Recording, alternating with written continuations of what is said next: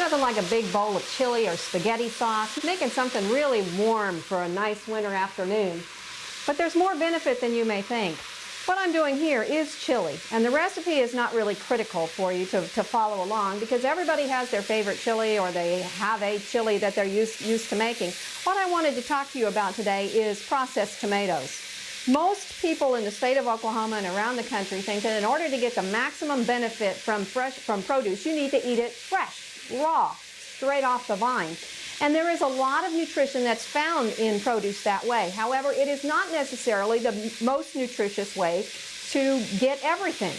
And I'm going to look at tomatoes today. And I'm looking at them cooked in a couple of forms in this case. I've got some meat browned here, and I have canned tomatoes. They're just canned, diced tomatoes. I'm going to add those to the meat.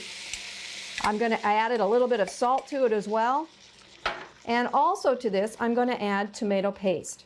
Now, the benefit to eating tomatoes in this way is that it makes more available a nutrient or a carotenoid in the food called lycopene. There's been a lot of research on lycopene in the last few years. It's a carotenoid, basically a cousin of beta-carotene, which was so much in the news for a while. And what we find is that people who have diets higher in lycopene tend to have lower risk of certain types of cancer, such as prostate cancer, lung cancer, breast cancer, digestive tract cancers, endometrial cancer.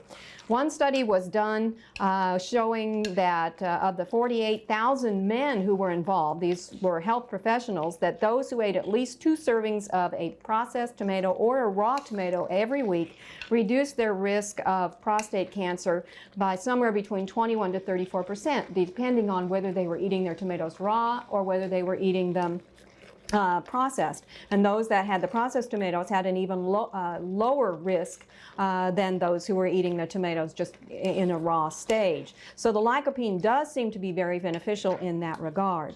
Now, also to this, I'm going to add a little bit of chili powder and some crushed red pepper and a little bit of oregano.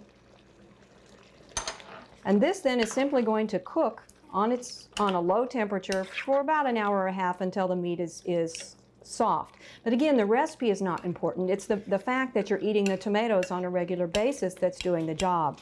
The lycopene tends to act as an antioxidant, even more powerful than the antioxidant beta-carotene. And when that combines with the free radicals, it prevents them from doing damage to the genetic material in your body, to nerves and blood vessels, so that it reduces your risk. Now, we also find that we don't know enough at this point to say go out and get a lycopene supplement, because we know that the nutrients in food act in concert. There are probably over 500 different antioxidants out there, and there are probably 100 different forms of beta-carotene in some foods.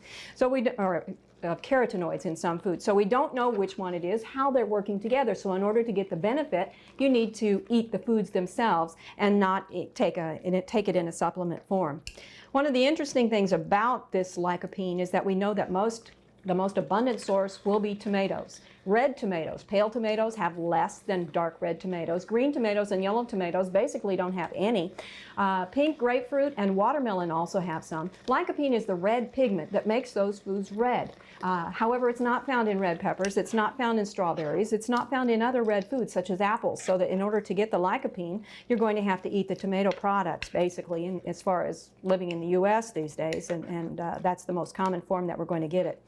We also know that you're going to get more in foods that are processed than you do in the raw. And one of these reasons may be because during the processing, and by processing I mean simply cooked. You could take a fresh tomato and cook it in your kitchen without putting it in a can. That also is a processed tomato. Simply that process of cooking breaks down some of the cell walls and makes the lycopene more available. We also know that you need to eat lycopene with some fat because it is a fat-soluble pigment and your body is not going to absorb it if there's no fat there. So you need to eat some fat in the same meal that you get this. If you sat down and drank a glass of tomato juice late in the evening and you didn't have anything else, if there wasn't any fat left in your stomach from dinner, then you're not going to absorb the lycopene. It's going to go right on through. So the amount in your diet alone is not the critical factor. You need to also have the fat there. However, you don't have to have lots and lots of fat. Probably 20% of calories in the meal from fat would be sufficient, so that you don't have to go back to full-fledged salad dressing. You could go to a reduced fat salad dressing if salad's all you're having for the meal, as opposed to one that is fat-free.